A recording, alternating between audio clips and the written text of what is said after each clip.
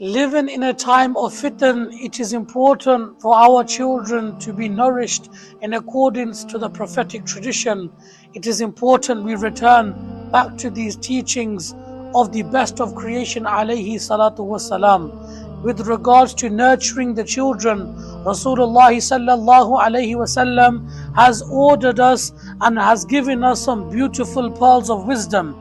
He sallallahu alayhi wasallam, and this can be found in the works of Imam Suyuti rahimahullah, has said, "Addibu awladakum ala thalasi khisal," that teach your children, nurture your children with three special attributes. What are they? Firstly, hubbi nabiyyikum, hubbi nabiyyikum, the love, having love towards the messenger alayhi salatu wasalam. This itself is that one attribute, if one possesses correctly, can be no doubt the means of your success in this world and the next. Rasulullah sallallahu alaihi wasallam is the central point of our religion.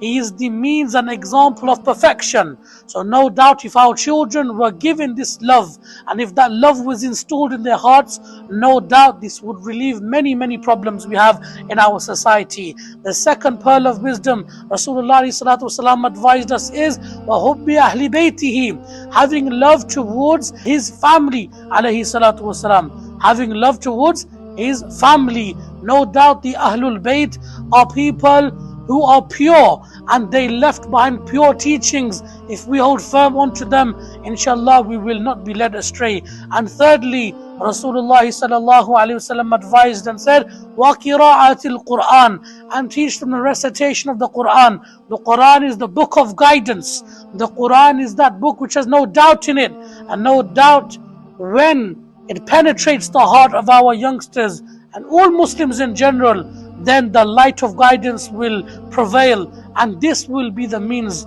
of their success in this dunya. May Allah subhanahu wa ta'ala grant us tawfiq.